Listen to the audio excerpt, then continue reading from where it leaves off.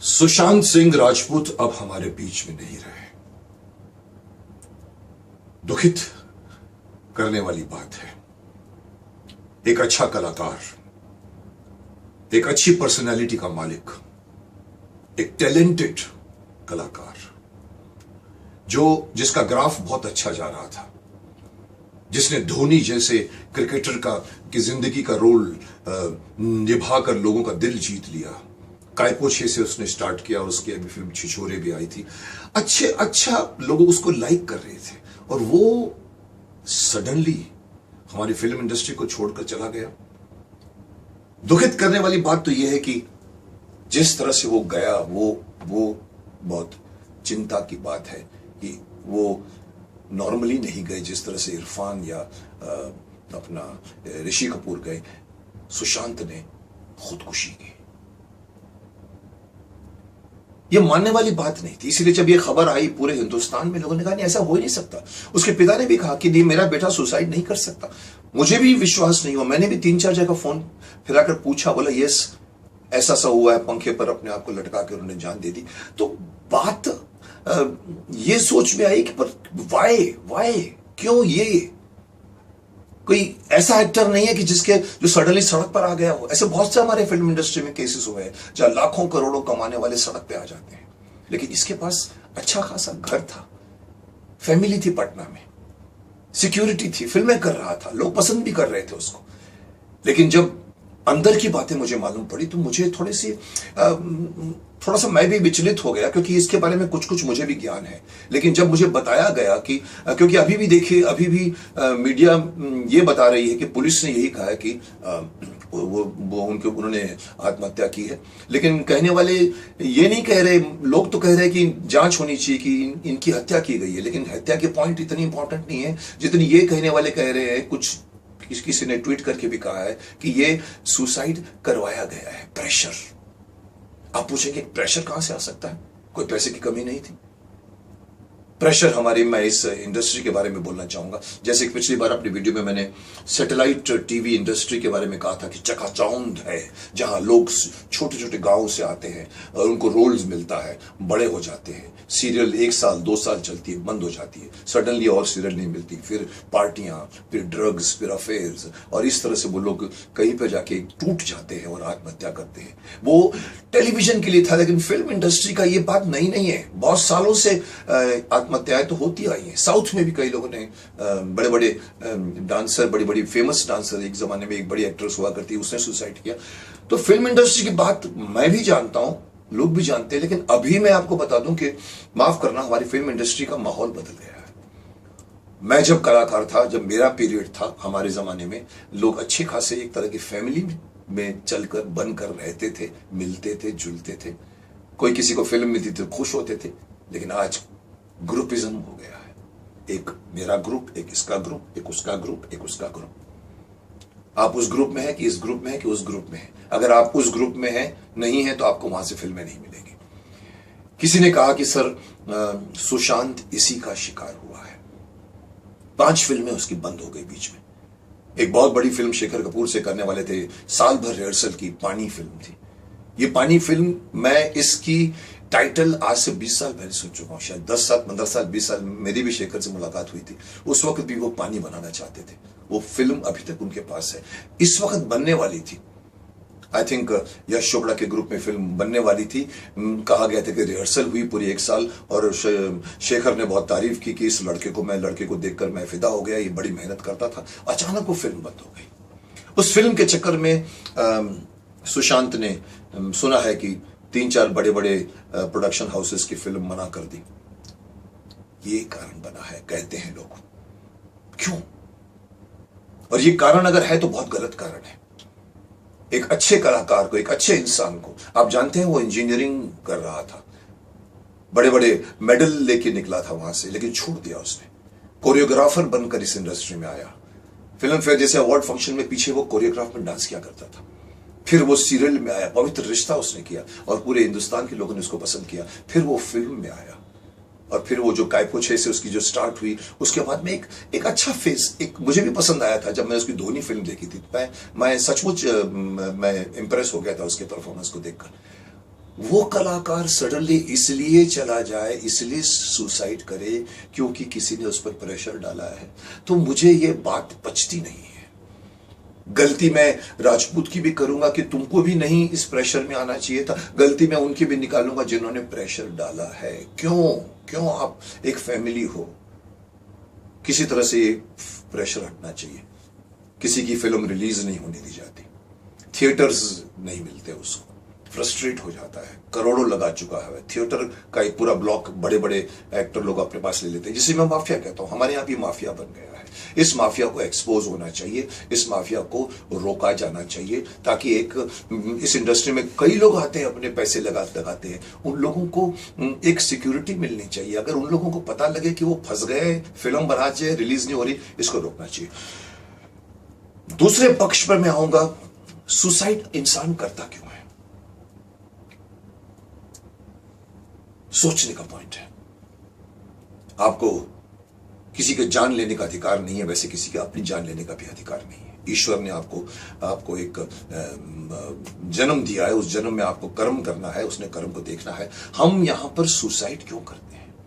खासतौर की मैं अपनी इंडस्ट्री के बाहर भी बहुत होते हैं, let us talk about industry. हमारी इंडस्ट्री में और इवन सैटेलाइट इंडस्ट्री में सुसाइड इसलिए होते हैं कि आदमी सडनली इतनी भीड़ भाड़ के बीच में भी सडनली अपने आप को अकेला महसूस करता है।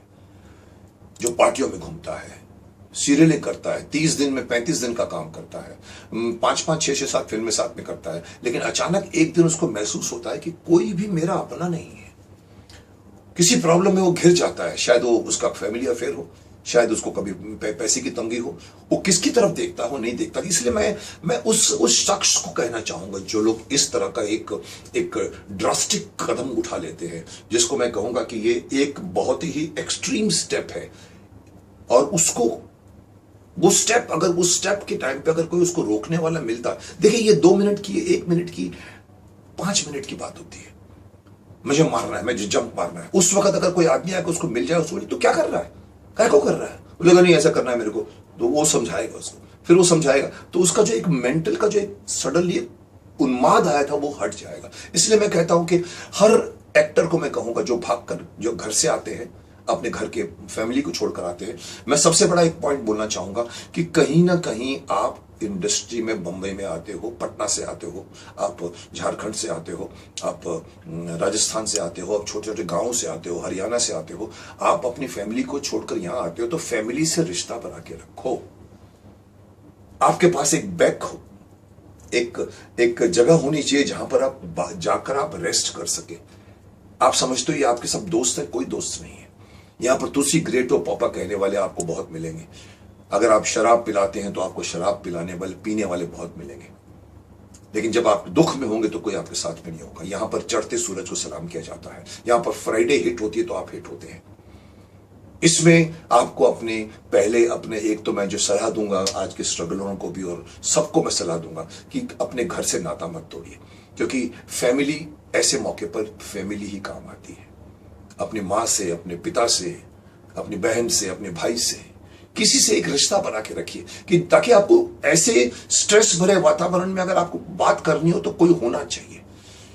सुशांत को शायद वो नहीं मिला होगा।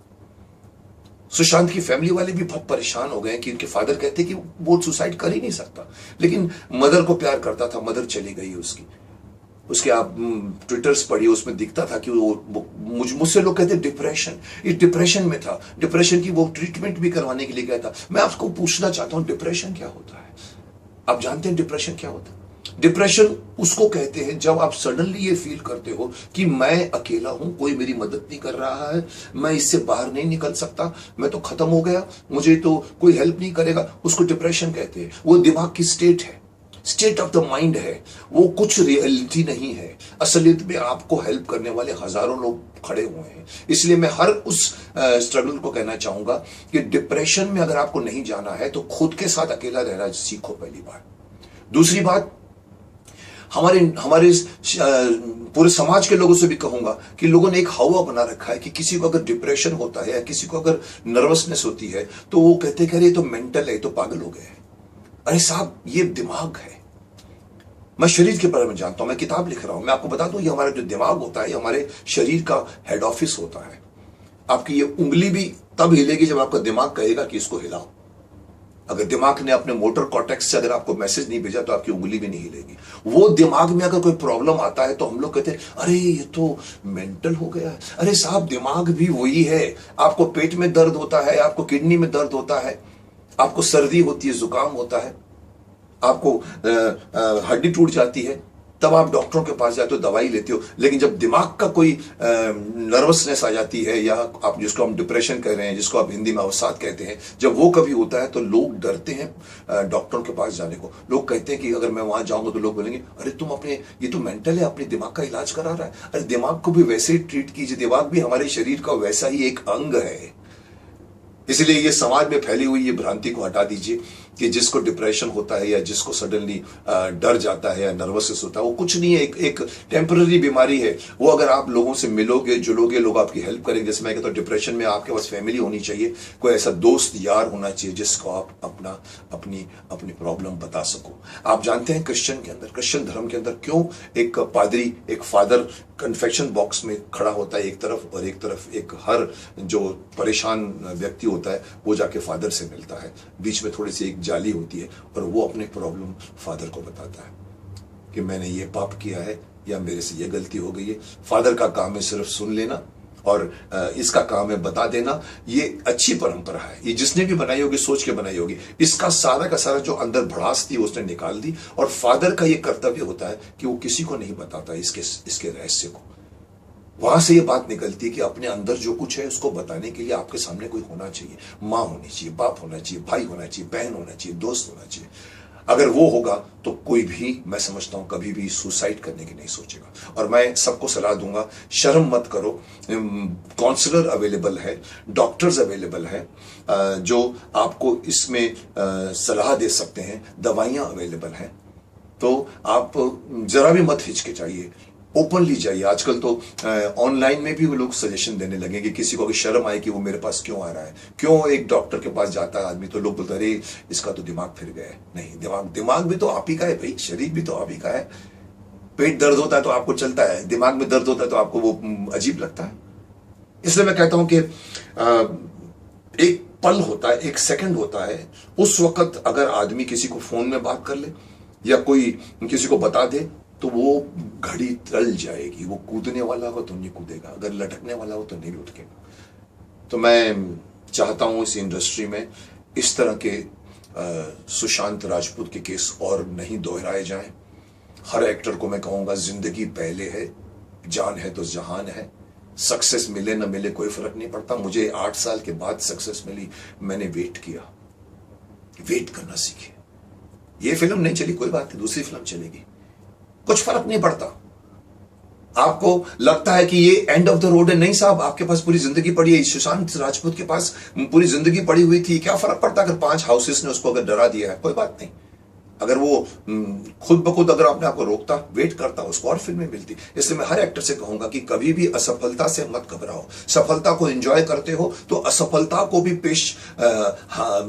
असफलता को भी आप सामना करने के लिए अपने आप को तैयार करो। असफलता कुछ नहीं होती, एक मोमेंटरी, एक पड़ाव होता है, उसके बाद फिर सफलता आती है। तो इसलिए मैं हर आदमी को सलाह दूंगा कि सुसाइड इस समस्या का हल नहीं है।